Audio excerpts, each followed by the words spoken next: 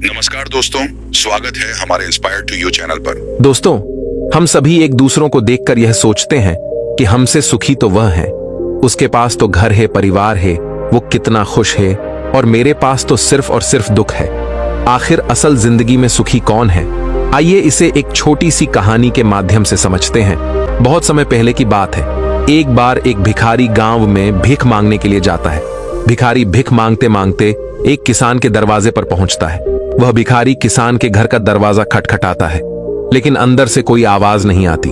दरवाजा खुला होने के कारण वह अंदर की ओर झांकता है, यह देखने के लिए कि कोई घर पर है या नहीं। वह देखता है कि किसान और उसका पूरा परिवार एक साथ बैठकर बात कर रहे हैं। बच्चे किसान के साथ लिपटे हुए हैं, खेल रहे हैं। भिखारी को लगा कि शायद किसी ने मेरी बात पर ध्यान नहीं दिया, इसलिए उसने फिर से आवाज लगाई। जब उसने दूसरी बार आवाज लगाई तो किसान की पत्नी ने सुना और उसके बाद कुछ अनाज लेकर घर से बाहर आई और उसे भीख दे दी। उसके बाद वह भिखारी वहां से चला गया और कुछ आगे चलकर वह यह सोचने लगा कि कितना खुशहाल परिवार है, कितने सुखी हैं। ये लोग परिवार में 2 बच्चे हैं और वे बच्चे पिता के साथ खेल रहे हैं। सब कुछ देखकर कितना अच्छा लग रहा था। काश मेरा भी परिवार होता। किसान का परिवार कितना खुश है, और एक मुझे देखो, दिन भर भीख मांगना पड़ता है, फिर घर आकर खुद से खाना बनाना पड़ता है, और मुझे कितनी परेशानी होती है। इसके बाद वह भिखारी अपने रास्ते निकल गया और किसान के परिवार ने खाना खाया। और खाना खाने के बाद किसान अपनी पत्नी को कहने लगा कि घर खर्च के लिए पैसे नहीं हैं, बड़ी परेशानी है। साहूकार से 1000 उधार लेना पड़ेगा, पता नहीं वह देगा या नहीं। किसान की पत्नी ने उसे धैर्य रखने के लिए कहा और बोली, आप जाओ, आपको साहूकार पैसे दे देगा। किसान गांव में एक सेठ के पास गया जिसके पास कपड़े की दुकान थी। वह ब्याज पर लोगों को पैसा देता था। किसान ने सेठ से 1000 मांगे, और जब सेठ किसान को पैसा दे रहा था तो उसने देखा कि वहां पैसों का हिसाब लगा हुआ है। किसान जब वहां से निकला तो वह सोच रहा था कि साहूकार कितना खुश है। मैं कहां 500 या 1000 के लिए घबरा रहा हूं, परेशान हो रहा हूं, और इस सेठ के पास 20,000 30,000 का हिसाब चल रहा है। किसान यह सोचते सोचते घर चला गया। सेठ की गांव में छोटी सी कपड़े की दुकान थी। गांव में कपड़े लाने के लिए उसे शहर जाना पड़ता था। वह शहर के एक बड़े दुकान से कपड़ा लाता था। अगले दिन वह सेठ शहर पहुंचा और वहां जो बड़े दुकान के सेठ जी थे उनसे मुलाकात की और उनसे सेठ से कहा कि कपड़ा खरीदना है। बड़े सेठ के पास उसका एक कर्मचारी संदेश आ रहा था कि 1 लाख का फायदा हो गया, 2 लाख का फायदा हो गया, कोलकाता में माल पहुंच गया है, मुंबई में हो गया। ये सब उसको वहां देखने को मिला। जब गांव का सेठ वहां से निकला तो वह सोचने लगा कि हम अपने आप को इस गांव का सबसे बड़ा सेठ मानकर बैठे हैं और 5000 10,000 में खेल रहे हैं। यहां तो लाखों का फायदा हो रहा है। ये सोचते सोचते वह सेठ कपड़े लेकर अपने गांव के लिए रवाना हो गया। इसके बाद बड़े सेठ शहर वाला सेठ के पास उनका नौकर आया और बोला, एक उतार आया है मालिक, 7 लाख का घाटा हो गया है। सेठ जी का दिमाग ठनक गया। तभी दूसरा नौकर आया और बोला, आज आपको दावत में जाना है। अपने जो राय बहादुर साहब हैं उनके यहां दावत है। लॉर्ड साहब आने वाले हैं, आप तैयार हो जाइए। हमने मोटर गाड़ी लगा दी है। सेठ जी दुखी मन से तैयार हुए और गाड़ी में बैठ गए, और कुछ देर के बाद सेठ जी राय बहादुर के घर पहुंच गए। वहां दावत सजी हुई थी। बड़े बड़े सेठ आए हुए थे। सेठ जी के लिए तो बैठने तक की जगह नहीं थी। जैसे तैसे इनको कुर्सी मिली। उसके बाद सेठ जी देखने लगे कि कमिश्नर आ रहा है, कलेक्टर आ रहा है, बड़े बड़े अधिकारी साहब आकर मिल रहे हैं। ये सब नजारा देखकर सेठ जी सोचने लगे कि कहां मैं अपने आप को सेठ मानकर बैठा हूं और कितना खुश हो रहा हूं। सबसे ज्यादा तो सुखी ये हैं। इनके पास बड़े बड़े अधिकारी आते हैं, चाय पीते हैं, हाथ मिलाते हैं, जलवा तो इनका है। इसके बाद सेठ जी राय बहादुर से मिले और उन्हें तोहफा दिया, खाना खाया और अपने घर के लिए रवाना हो गए। राय बहादुर साहब के यहाँ दावत खत्म हो चुकी थी और इनका सर दर्द होने लगा, क्योंकि इन्हें दिन भर से चिंता थी कि दावत कैसी होगी। जाकर कमरे में लेट गए। नौकर आकर इनकी सेवा करने लगे। जब सर दर्द बढ़ गया तो डॉक्टर बुलाया गया। तभी राय बहादुर साहब के पास एक संदेश आया जिससे मालूम चला कि व्यापार में घाटा हो गया है। अब उनका सर दर्द और भी बढ़ गया। राय बहादुर ने अपने नौकरों से कहा, क्या जिंदगी है, बड़े बड़े अधिकारी को चाय पिलानी पड़ती है, पार्टी रखनी पड़ती है, वह सब करते हैं, इसीलिए हमें भी दावत रखनी पड़ती है, वरना कौन इतना सरदर्द मोल ले। तभी उन्होंने देखा कि खिड़की से एक भिखारी जा रहा था जो अपने हाथ में डंडा लेकर गाना गा रहा था। राय बहादुर साहब ने नौकरों से कहा, देखो, जिंदगी में खुश तो ये है, सुखी तो ये है, इसको कोई चिंता नहीं है, ना घाटे की ना फायदे की। यह वही भिखारी था जो किसान को सुखी मानता था, खुश मानता था। दोस्तों, हर इंसान खुश तो है, लेकिन वह अपने से धनवान व्यक्ति को देखकर दुखी हो जाता है और उसे लगता है कि सिर्फ धनवान व्यक्ति ही खुश और सुखी है। लेकिन धनवान होने के अर्थ यह नहीं कि वह व्यक्ति सुखी भी है। अगर आप जीवन में खुश और सुखी रहना चाहते हैं तो अपने से धनवान की ओर ना देखें, क्योंकि हो सकता है जो जीवन आप जी रहे हो वैसा जीवन पाने के लिए भी कुछ लोग तरस रहे हो। दोस्तों, दूसरी शिख जो हमें इस कहानी से लेनी चाहिए, जो हमें अपने आप से रूबरू करवाती है और हमारी असलियत दिखाती है कि हम जैसे हैं वैसे ही अच्छे हैं। एक छोटे से गांव में एक व्यक्ति रहता था जो पहाड़ से पत्थर तोड़ने का काम करता था। उस व्यक्ति को अपनी जिंदगी से कोई शिकायत नहीं थी। पूरे मेहनत और लगन से दिन भर काम करता और शाम को काम खत्म होने के बाद जो भी पैसा मिलता उसे लेकर अपने घर आता और अपने परिवार वालों के साथ कुछ समय व्यतीत करता था और फिर चैन से सो जाता था। ऐसा करते हुए उसे कई साल बीत गए थे। हर दिन की तरह वह अपना काम खत्म करके घर वापस जा रहा था। रास्ते में चलते चलते उसके मन में एक ख्याल आया कि यह भी कोई जिंदगी है।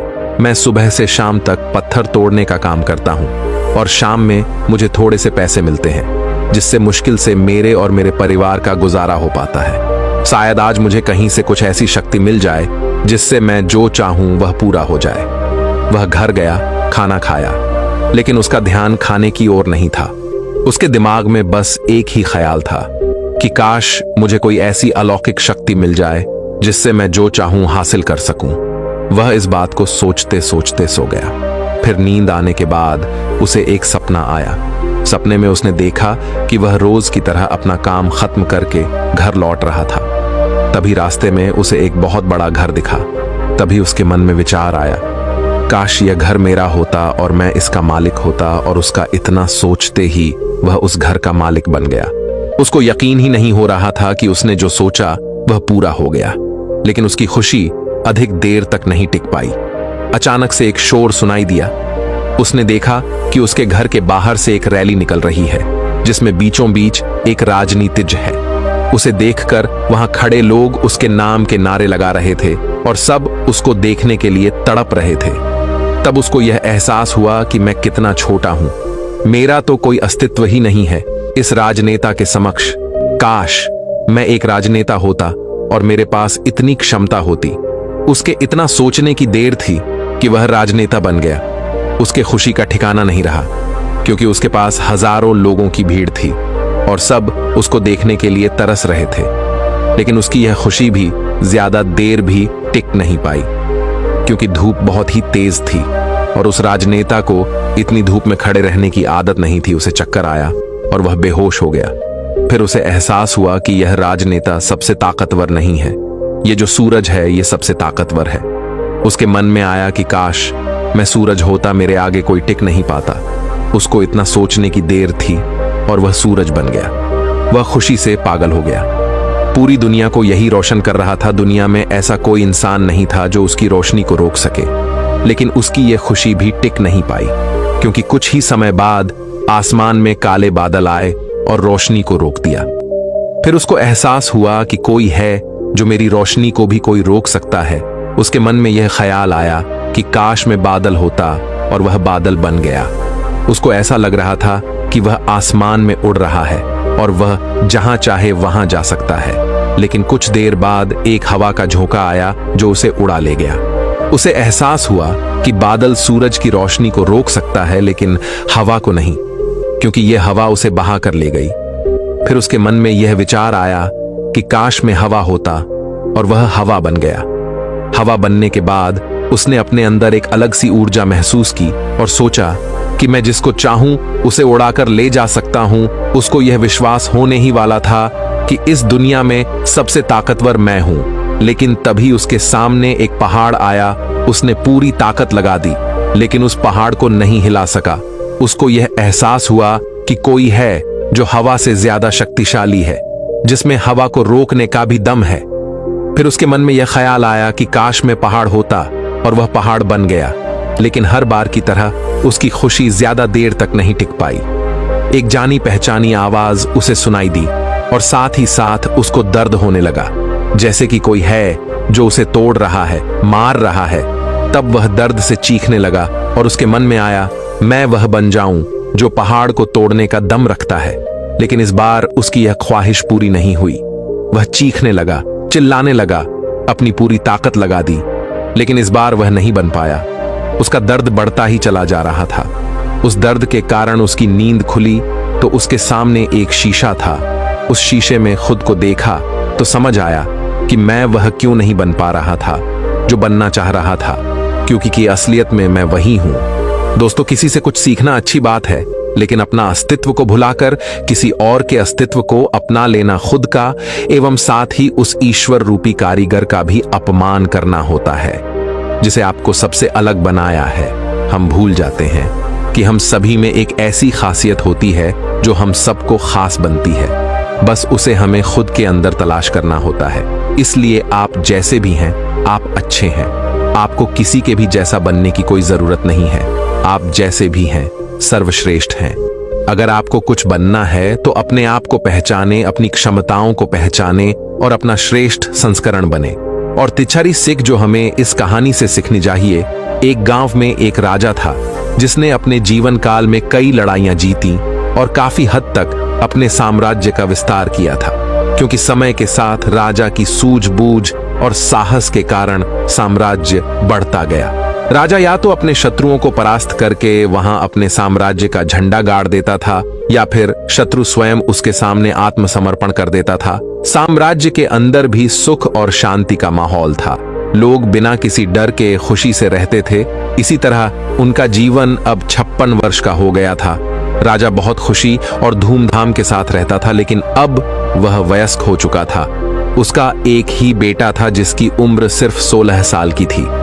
राजा जानते थे कि इतने बड़े साम्राज्य पर शासन करने के लिए उम्र से ज्यादा समझदारी और कुछ महत्वपूर्ण बातें मायने रखती हैं।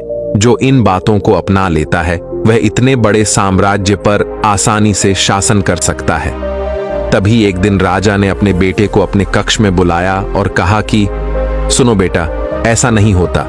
इससे कोई फर्क नहीं पड़ता कि आप 16 साल के हैं या 56 साल के। दुनिया आपकी हैसियत के मुताबिक आपकी इज्जत करेगी। हर कोई चाहता है कि लोग उसकी इज्जत करें, उसे मजबूत समझे, लेकिन यह इतना आसान नहीं है। अगर आप चाहते हैं कि लोग आपका सम्मान करें तो सबसे पहले यह याद रखें, कभी भी किसी से आपका खुद का सम्मान करने के लिए ना कहे, किसी से सम्मान की भीख ना मांगे। ये कमजोरी की निशानी है, क्योंकि सम्मान लोगों के लिए एक शक्ति है। आप बने इतना अनमोल और शक्तिशाली ताकि उन्हें आपका सम्मान करना पड़े। क्या आप जानते हैं लोग समुद्र का सम्मान क्यों करते हैं? क्योंकि वह किसी को भी उसका सम्मान करने के लिए नहीं कहता है। समुद्र की शक्ति से प्रभावित लोग उसका सम्मान करते हैं, क्योंकि वह शक्तिशाली है।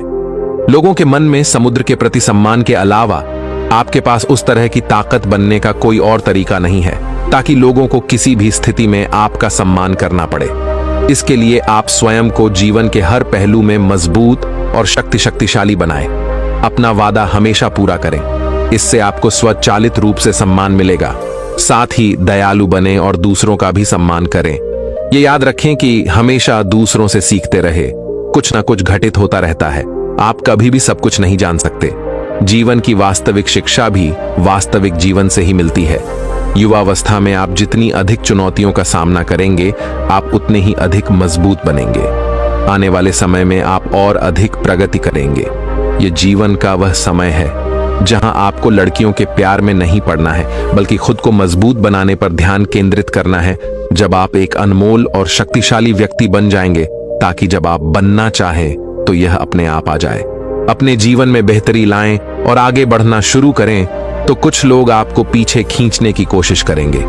यह लोग आपके मित्र या परिवार में से कोई भी हो सकते हैं, या आपके सपनों का मजाक उड़ाएंगे, या आपको ऐसी आदतें अपनाने के लिए कहेंगे जिससे आपका समय और ऊर्जा बर्बाद होती है, क्योंकि वे आपको आगे बढ़ते नहीं देखना चाहते हैं। वे आपकी प्रगति से ईर्ष्या करेंगे क्योंकि उनकी कमजोरी और आलस्य के कारण वे काम करने में असमर्थ हैं। वह नहीं चाहते कि आप ऐसा कर सकें। साथ ही लोग आपको पीछे खींच लेंगे क्योंकि कुछ दोस्ती सिर्फ थोड़े समय के मनोरंजन के लिए बनाई जाती है। इसलिए जब आप उन चीजों को करना बंद कर देंगे तो उनका मजा कुछ समय के लिए कम हो सकता है जो वह आपके साथ बिताते थे। इसीलिए वे आपको पीछे खींचने की कोशिश करेंगे और आपको अपने जैसा बना देंगे। यदि आप सोच रहे हैं कि मुझे इतना त्याग क्यों करना चाहिए, जीवन आराम से जीना चाहिए, इसलिए यह याद रखें कि यदि अपने लक्ष्य के लिए अपनी इच्छा नहीं छोड़ेंगे तो आपको अपने लक्ष्य का बलिदान देना होगा।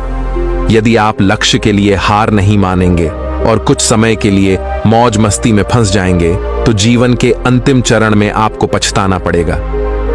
राजा ने अपने बेटे से आगे कहा, जब आप लक्ष्य के लिए काम करना शुरू करेंगे तो आपको ऐसे नए लोग मिलेंगे जो आपको समझेंगे और आपको आगे बढ़ने में मदद करने के लिए तैयार होंगे। इसलिए उन लोगों को प्राथमिकता देना शुरू करें जो आपके मूल्यों और लक्ष्यों के साथ संरेख हो। बस उन लोगों से दूर हो जाएं जो आपको रोक रहे हैं और उनके साथ रहकर आपका भविष्य अद्भुत हो। बुरे लोग आपके परिवार के सदस्य और दोस्त भी हो सकते हैं, इसलिए उनसे दूर से ही प्यार करें और अपना प्यार रखें। लक्ष्य पहले, इसके लिए आपको सफल आदतें अपनानी होंगी। कई बार आपको दूसरी जगह जाकर रहना पड़ता है। आपको भी अकेलापन महसूस हो सकता है, लेकिन यह बुरा नहीं है। कुछ समय अकेले रहे अच्छा है क्योंकि इससे यह समझने में मदद मिलती है कि आप वास्तव में कौन हैं और आप जीवन में क्या हासिल करना चाहते हैं। दोस्तों, यह कहानी हमें सिखाती है कि हर इंसान खुश तो है, लेकिन वह अपने से धनवान व्यक्ति को देखकर दुखी हो जाता है और उसे लगता है कि सिर्फ धनवान व्यक्ति ही खुश और सुखी है। लेकिन धनवान होने के अर्थ यह नहीं कि वह व्यक्ति सुखी भी है। अगर आप जीवन में खुश और सुखी रहना चाहते हैं तो अपने से धनवान की ओर ना देखें, क्योंकि हो सकता है जो जीवन आप जी रहे हो वैसा जीवन पाने के लिए भी कुछ लोग तरस रहे हो। तो अब आपको जवाब मिल गया होगा कि जीवन में हर वह इंसान सुखी है जो अपने से ऊंचे धनवान व्यक्ति की ओर नहीं देखता। हमारे अंदर क्या खूबी है, क्या विशेषता है, यह हम कभी समझ ही नहीं पाते हैं। आज जिसको देखो वह किसी और के जैसा बनना चाहता है, वह किसी और की जिंदगी जीना चाहता है। हर किसी की जिदंगी की एक अलग ही खासियत होती है, बस उसको समझने की और अपनी क्षमताओं को पहचानने की जरूरत होती है। जिस दिन आप अपनी क्षमताओं को समझ जाएंगे, उस दिन से आपके अंदर से किसी और के जैसा बनने का या किसी और का जीवन जीने का जो जिद है वह हमेशा के लिए खत्म हो जाएगा और आप अपने जीवन को अच्छे से जी पाएंगे। दोस्तों, आपने इस वीडियो से क्या सीखा वह मुझे कमेंट में बता सकते हैं। नमो बुद्धाय।